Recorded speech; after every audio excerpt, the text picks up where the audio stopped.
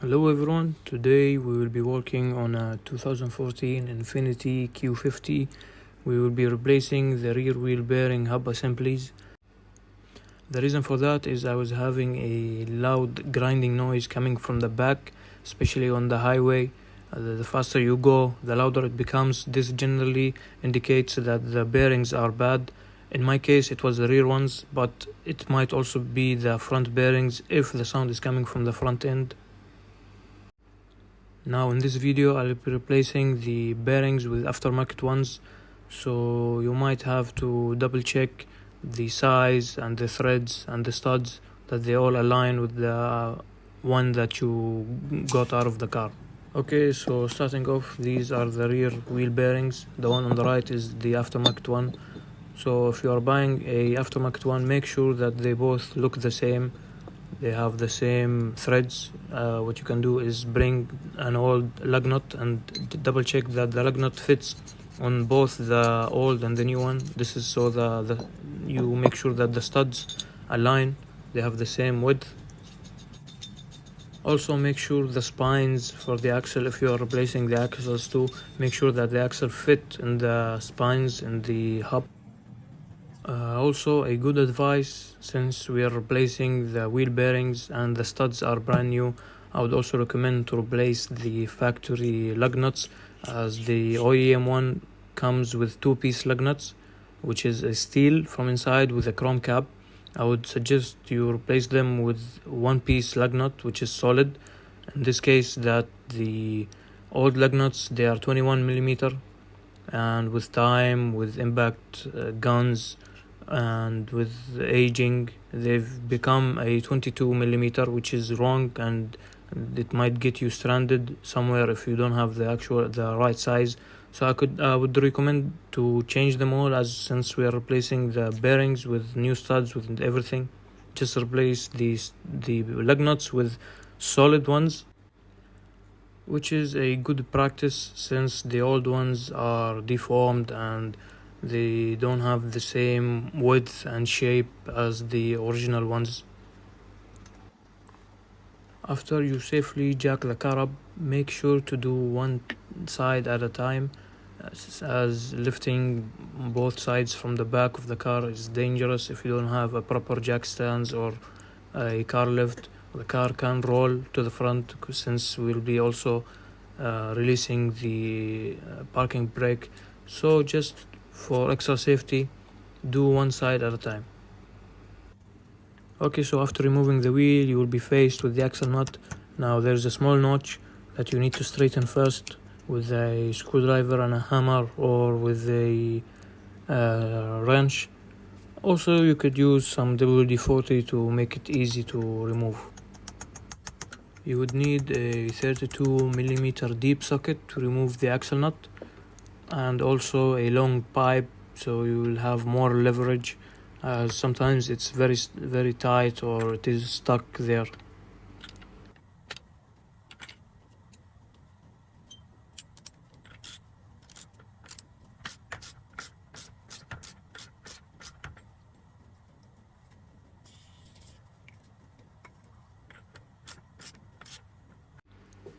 After we remove the axle nut, we need to remove the brake caliper, which if you have the Infiniti Q50, you would have the Akipono calipers. In my case, I have the normal ones, so they are generally the same. Two bolts from the back and you can remove them. Now to remove the brake caliper, we'd need a 40 millimeter socket to remove the guide pins from the caliper, and make sure you safely put the caliper somewhere where it doesn't hang from the brake line.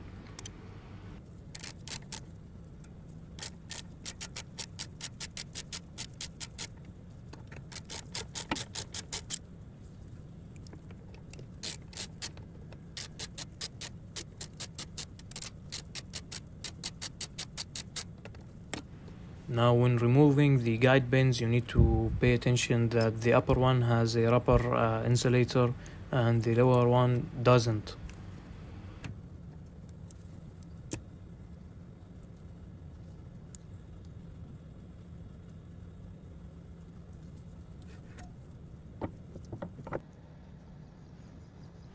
Now moving on to the pads holder, there's two 19mm bolts that you need to remove, and it's very easy to get to.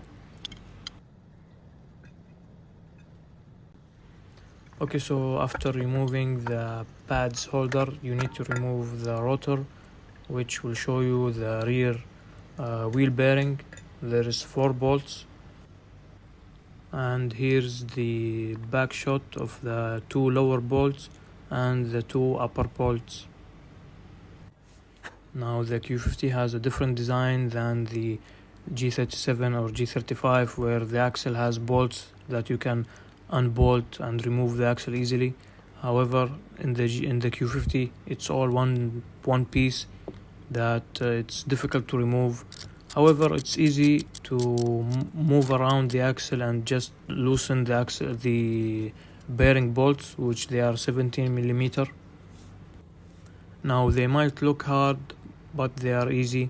You can just have a straight socket with an extension. You can remove them. They are 17mm again.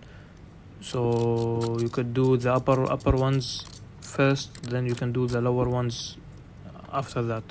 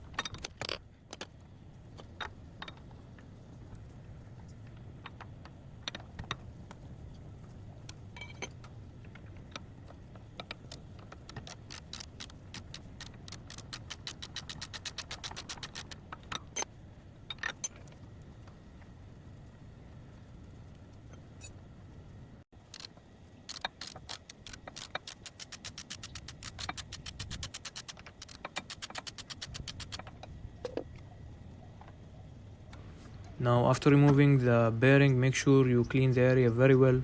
This will prevent it from getting stuck or seized again later on in the future. And also, it's not bad that if you put a little bit of anti-seize or grease on the area before installing the new one. Now for installing the bearing bolts, I would recommend to use some type of thread locker, which will help in some of the bolts where it's very hard to get them torqued to spec. So you need to use a little bit of thread locker just for safety, since the area has a lot of vibration, and it's generally a good practice. Okay, so after installing the bearing and tying the axle nut, now it's just the reverse of taking everything apart. You need to put back the rotor, the pads holder, and the brake caliper, and make sure everything is tight, everything is torqued to spec. Again, for the guide pins, you need to use a little bit of grease. This will help prevent any squeaking in the future. Use a little bit, don't use too much, as using too much will get them stuck, and when the metal heats up, it will push the grease out, which will have the feeling that you are always applying the brakes even when you are not applying them. That's because you have applied too much grease in the guide pins.